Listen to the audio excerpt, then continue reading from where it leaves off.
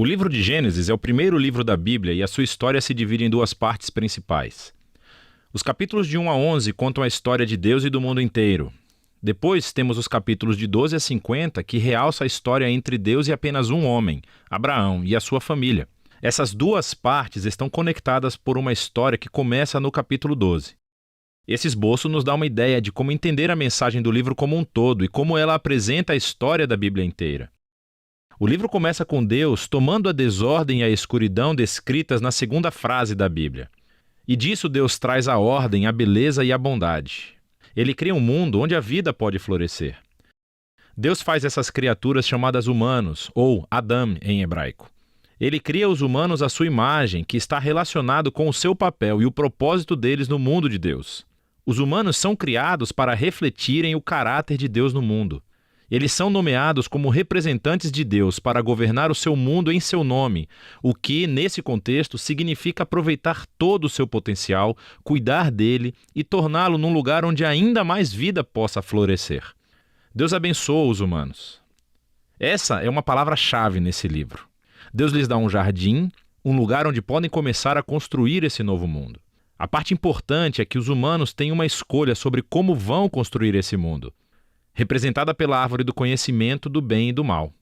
Até agora, Deus forneceu e definiu aquilo que é bom e o que não é. Mas agora Deus está dando aos humanos a dignidade e a liberdade de escolher. Será que eles vão confiar na definição de Deus para o bem e o mal? Ou vão buscar autonomia e definir bem e mal por conta própria? É um risco muito grande.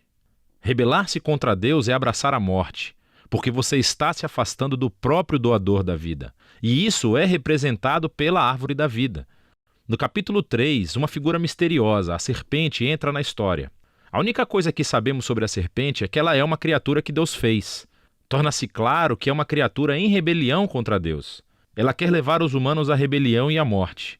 A serpente conta uma história diferente sobre a árvore e a escolha. Ela diz que buscar conhecimento sobre o bem e o mal não trará a morte, mas sim irá garantir a vida e se tornarão como Deus.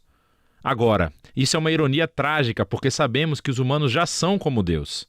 Foram feitos para refletir a imagem de Deus.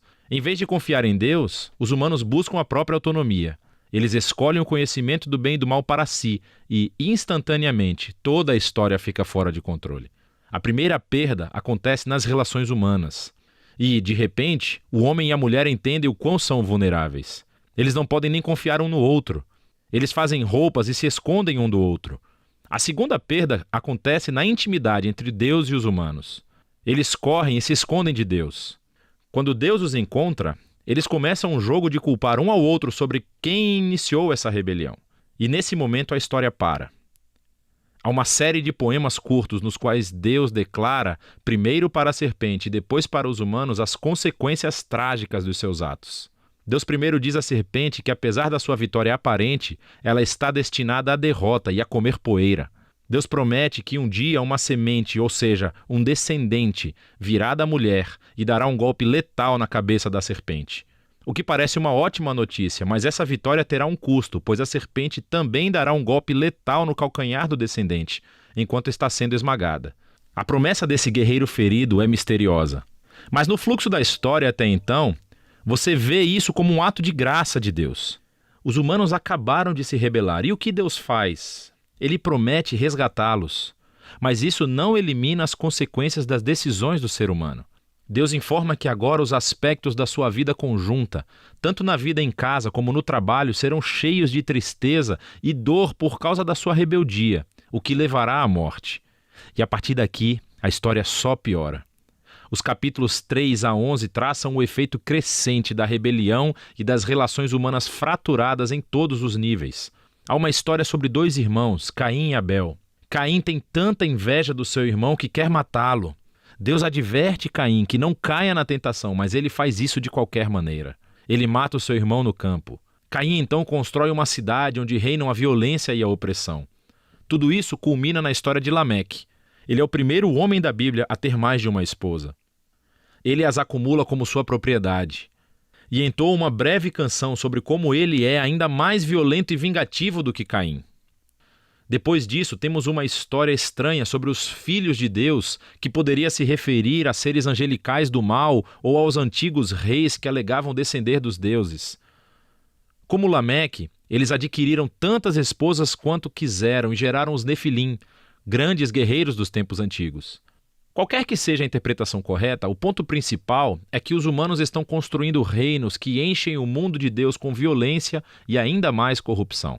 Em resposta a essa corrupção, sabemos que Deus está profundamente triste. A humanidade está destruindo o seu belo mundo e se destruindo uns aos outros. Então, num ato ímpeto de proteção da bondade que existe no seu mundo, Deus limpa a maldade humana com um grande dilúvio. Mas existe um humano inocente a quem ele protege, Noé, e toda a sua família. Ele nomeia Noé como um novo Adão. Ele repete a bênção divina e envia Noé pelo mundo afora. Mais uma vez, temos grandes expectativas, mas Noé falha, também num jardim.